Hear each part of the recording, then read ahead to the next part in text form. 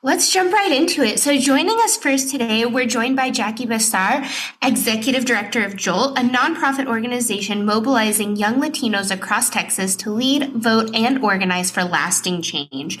Through grassroots campaigns, cultural programs, and civic education, Jolt is helping to shape a future where Latino communities have the power and voice they deserve, both at the ballot box and beyond. Jackie, good morning. Thank you for being here. Good morning. Thank you for having me. I'm so excited to get right into it, but let's start at the beginning. So, for listeners who may not be familiar, what is Jolt and what kind of drives the work that you do? Yes, absolutely. Thank you. That's a great question. So, for anybody who's listening in, Jolt was founded in 2016. We are a Latino civic engagement organization, empowering the voice of young Latinos across the state of Texas by harnessing the brilliance of our community and culture. So, we focus on registering young Latinos to vote, ensuring they are informed voters through our leadership development initiatives, mobilizing them to vote, and advocating for issues impacting the Latino community. Vote, like for instance, voting rights, immigration, jobs and economy, climate resiliency, education, and healthcare for all. Jolt does focus on young Latinos 18 to 32, and we are primarily statewide in the state of Texas. That's incredible. And so, you mentioned that your work focuses specifically on mobilizing young Latinos. Why is this demographic so important to the future of civic engagement in Texas? Yeah, so we are committed to empowering young Latinos, like I mentioned, 18 to 32. And that's a very good question because over half of all Texas 18 and younger are Latino, making up Latinos the future of the Texas electorate that will shape the future of Texas politics. So I'm going to maybe take some stats here for you. So there are approximately like 31 million Texans. And out of those 31 million Texans, 40% or 12.4 million are Latinos. And 35% or 6.5 million are eligible voters, with 60% being under the age of 35. Additionally, 50% of all Texans, like I mentioned, are 18 years and younger are Latino. So Texas has one of the fastest growing Latino populations in the nation. But voting for the first time can be challenging, especially for first generation families. So by breaking down barriers early, like registering to vote, civic and issue education, for instance, people are motivated by issues impacting their community, like I mentioned previously, and these young people are the future leaders of tomorrow. And by investing in their civic education, we help young Latinos create future generations of civic engagement and turn civic participation into a lifelong habit. That's incredible. Yeah, all of that data and stats are really eye-opening, I think, when you consider exactly how many just people that is and what a huge chunk of our future as Texans that they represent for us. And so, through all of this work, can you give us an overview of the kinds of programs Joel offers from the education to the organizing? Yes, absolutely. So Jolt offers a variety of programs intentionally designed to engage young Latinos by empowering them and providing tools that are often out of reach. So Jolt infuses culture, art, and the digital space to make civic engagement relatable. So we have several programs for all the way engaging young people from the early age of 14 years of age, like I mentioned, all the way to 32, but it doesn't stop there. Just because we target the 18 to 32 demographic, again, we want to make sure that not only is this peer-to-peer organizing and motivation, but also intergenerational. So we have one particular programming called Poder 15. This is an initiative focused on engaging young Latinas to motivate their peers to pledge to vote when they turn 18 years of age. This also helps bridge the gap between generations by discussing civic engagement and participation at the biggest dinner table in the Latino culture and advocating for their family members who are eligible to vote to register and participate in upcoming elections. And this happens at their quinceañeras. So Jolt comes in, they ask, their parents if we can set up a table, obviously outside of their main hall, and we talk to the attendees to pledge to vote, or to register to vote. And it's really more of a civic engagement awareness. And it starts opening conversations about historical context on voting history and future voting as well. So that's just one of our programs. We have other programs that are also focused on issue education and other areas as far as leadership is concerned. So we have something called Levántate y Lucha. Jolt's Levántate y Lucha trains the next generation of community leaders and organizers in Texas. So it focuses on primarily young Latinos that are in the collegiate area, and through the development of core organizing skills and issue education, the participants gain access to tools to build a movement of engaged Latino voters and shift the political landscape of Texas for a more just democracy that serves for all Texans. In addition to that, we also have Arriba las Mujeres. So Arriba las Mujeres is our latest initiative focused on empowering young Latinas by equipping them with the skills and networks needed to become influential leaders in their communities. It also provides young Latinas with a chance to grow personally and professionally through meaningful discussions with industry leaders about overcoming common obstacles, mental wellness, and financial inclusion.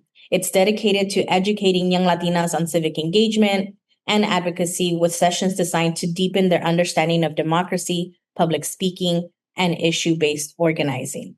And then last, of course, but not least, is our artist in residence. So this is the part that really ties in our culture, art, and the digital space to propel a lot of our work forward. It's geared to uplifting the voices of young artists while empowering young Latinos to see themselves in a system traditionally meant to keep them out.